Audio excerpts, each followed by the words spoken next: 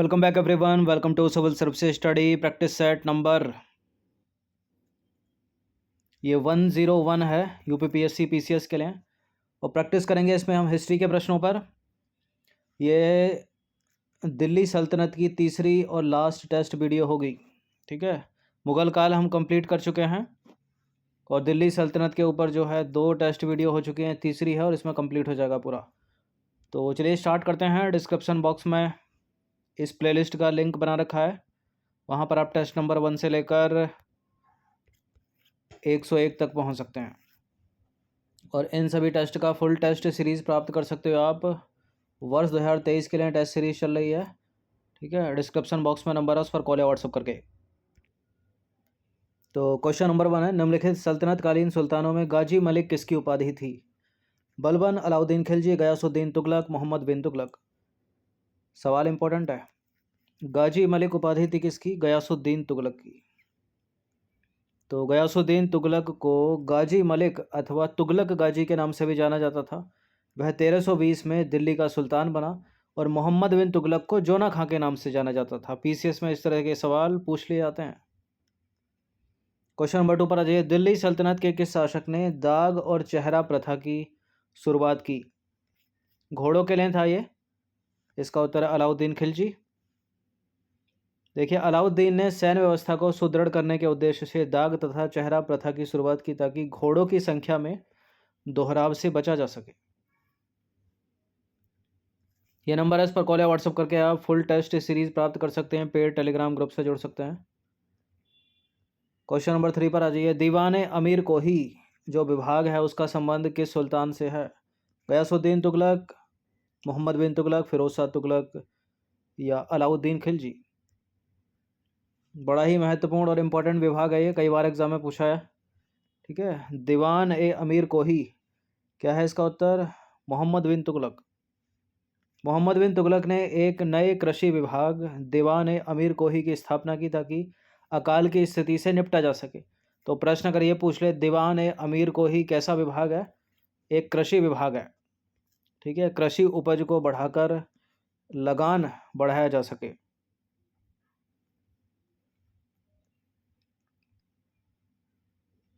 Question number 4 पर आ जाइए। फिरोज शाह तुगलक के संबंध में निम्नलिखित कथनों में से कौन सा कथन असत्य है? उसने आगरा शहर बसाया, गरीबों के लिए अस्पताल दारुल सफ़ा की स्थापना की फिरोज शाह तुगलक ने, टोपरा तथा मेरठ से अशोक स्तंभ लाकर दिल्ली में रखा गया, उसने हांसी तथा सिरसा के क्षेत्र में पानी की कमी को दूर करने के लिए नहरों की खुदाई करवाई। बड़ी इंपॉर्टेंट लाइन है पहली। आगरा शहर सिकंदर लोदी ने बसाया था, ठीक है, 1504 में। बहुत पूछते हैं उसको। असत्य ढूंढना है ना, तो पहला असत्य बाकी तीनों करेक्ट है। देखिए, फिरोज शाह तुगलक ने हिसार, फिरोजाबाद, जौनपुर नगरों को बसाया, ठीक है, और दारुल सफ़ा नाम से अस्पतालों की स्थापना की ताकि, और साथ ही क्या किया? दीवान खैरात से गरीबों के लिए पैसों का प्रबंधन किया उसने। फिरोज शाह तुगलक ने हांसी तथा सिरसा के क्षेत्रों में पानी की कमी को दूर करने के लिए नहरों की खुदाई करवाई। और क्या क्या किया? फिरोज शाह तुगलक ने एक नहर सतलज नदी से दीपालपुर के पास और दूसरी यमुना नदी से सिरमौर के पास खुदवाई। आगरा शहर सिकंदर लोदी ने बसाया, ठीक है, ना कि फिरोज शाह तुगलक ने।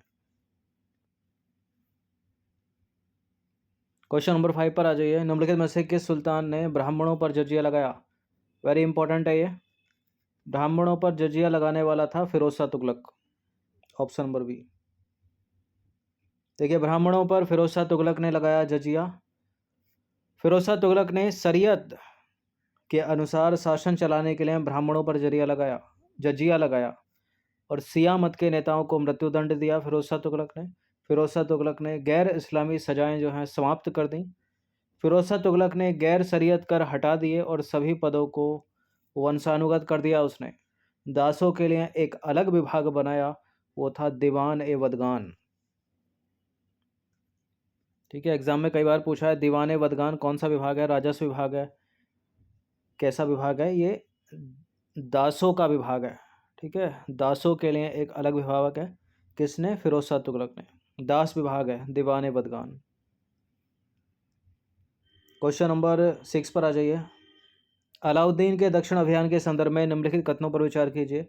देवगिरी का शासक रामचंद्र देव जो है अलाउद्दीन का समकालीन था। 13वीं सदी में देवगिरी राज्य ने अपने दो शासकों सिंघड़ और रामचंद्र के अधीन अत्यधिक समृद्धि प्राप्त की। कौन सा सही है? देखिए, रामचंद्र देव अलाउद्दीन का समकालीन था, करेक्ट है पहला स्टेटमेंट, और यहाँ दूसरा वाला भी सही है, सी है इसका आंसर। तो अलाउद्दीन का समकालीन शासक दक्षिण में रामचंद्र देव था और इस समय तक देवगिरी के यादवों ने कृष्णा नदी तक का समस्त भाग जो है अपने अधिकार में ले लिया। प्रादेशिक सीमा विस्तार के अतिरिक्त देवगिरी राज्य उन्नतशील व्यापार से भी समृद्ध हुआ। देवगिरी राज्य के दक्षिण पूर्व से समुद्र तट के क्षेत्र तक तेलंगाना राज्य स्थित था, जिसकी राजधानी थी वारंगल, जहां काकतीय वंश के शासक प्रताप रुद्रदेव का शासन था और विदेशी व्यापार के कारण वह सोना चांदी से संपन्न था। देखिए, तेलंगाना राज्य के दक्षिण पश्चिम में और देवगिरी के दक्षिण में होयसलों का राज्य स्थित था, जिसकी राजधानी थी द्वार समुद्र। द्वार समुद्र किसकी राजधानी है? होयसलों की। बहुत पूछते हैं एग्जाम में, ठीक है, खासकर यूपी के एग्जाम में, चाहे स्टेट पीसीएस हो, बीडीओ की परीक्षा हो, लोअर पीसीएस हो या आरओ एआरओ। देखिए, अलाउद्दीन का समकालीन होयसल शासक बल्लाल तृतीय था। सुदूर दक्षिण में पांड्यों का राज्य था, पांड्यों की राजधानी थी मदुरई। इसको भी बहुत मैच करने के लिए पूछते हैं एग्जाम में। जहां अलाउद्दीन का समकालीन शासक कुलशेखर था।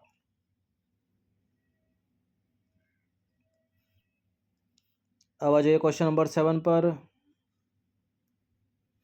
फुतुह उस सलातीन किसकी रचना है? फुतुह उस सलातीन रचना है किसकी? इसामी की रचना है। देखिए, फुतुह उस सलातीन की रचना इसामी ने की। वह अलाउद्दीन का समकालीन था।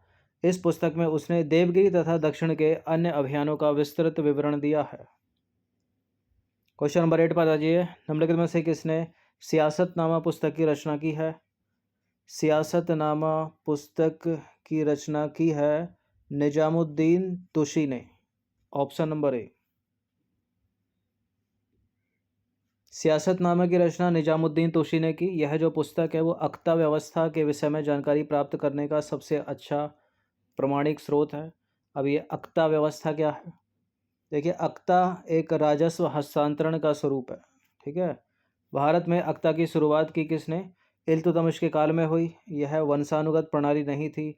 समय समय पर इन अख्ताओं का पुनर्वितरण होता था तथा पदाधिकारी को सैनिक सेवा के लिए जो है प्रस्तुत रहना पड़ता था, ठीक है। तो राजस्व हस्तांतरण का स्वरूप था अख्ता। क्वेश्चन नंबर 9 पर आ जाइए। खालसा भूमि से क्या तात्पर्य है? दिल्ली सल्तनत में खालसा भूमि कौन सी भूमि है? क्या वो करमुक्त भूमि है, दान में दी गई भूमि है, ऐसी भूमि जिस पर हिंदू राजाओं का आधिपत्य था, या ऐसी भूमि जिस पर केंद्रीय शासन का नियंत्रण, सीधा नियंत्रण था? खालसा भूमि मतलब ऐसी भूमि जिस पर केंद्रीय शासन का सीधा नियंत्रण था, सी है इसका आंसर।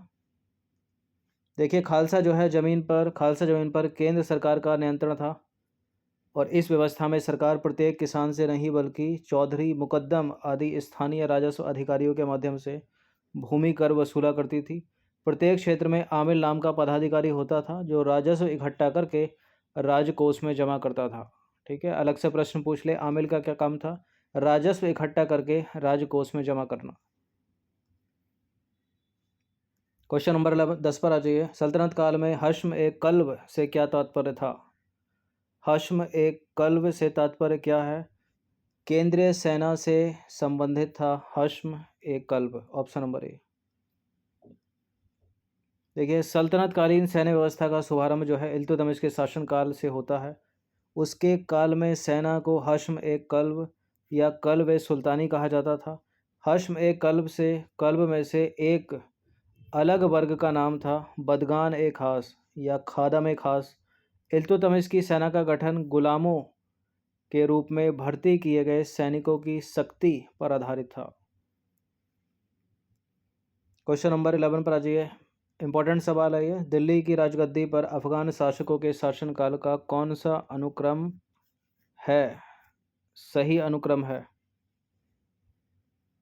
बताइए, सिकंदर लोदी सबसे पहले आएगा या बहलोल लोदी सबसे पहले आएगा? अंत में कौन आएगा, इब्राहिम लोदी, सिकंदर लोदी या बहलोल लोदी?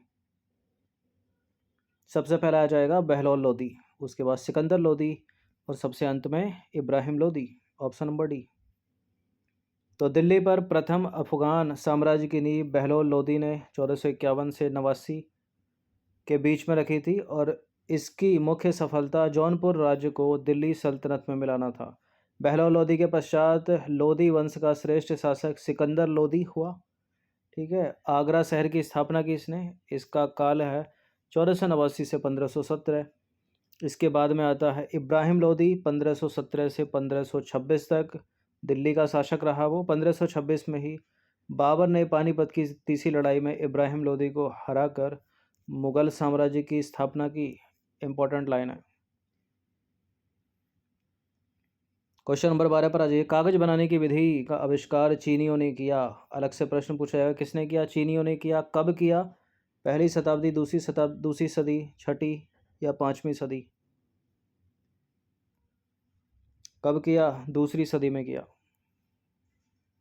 देखिए, कागज बनाने की विधि का आविष्कार जो है दूसरी सदी में चीनियों ने किया और 5वीं सदी में यह जो कला है अरब पहुंच गई और यूरोप जो है इस कला से 14वीं सदी में अवगत हुआ। तो सबसे पहले चीन, उसके बाद अरब, उसके बाद यूरोप। क्वेश्चन नंबर 13 पर आ जाइए। सल्तनत काल के संदर्भ में निम्नलिखित कथनों पर विचार कीजिए। 2 कथन है, बताने में से कौन सा सही होगा। देखिए, इस काल में चरखे के चलन से कपड़े के उत्पादन में सुधार आया और भारत जो है पश्चिमी एशिया से कांच के बर्तनों और घोड़ों का आयात करता था। यूपीएससी सिविल सेवा में तक में पूछी गई है लाइन। ठीक है, और ये दोनों के दोनों इम्पोर्टेंट हैं और करेक्ट हैं। देखिए, सल्तनत काल में चरखे का आरंभ जो है, चरखे के चलन से क्या हुआ, कपड़े के उत्पादन में सुधार हुआ और धुनकी की सहायता से कपास को जो है और तेज़ी से साफ किया जा सकता था।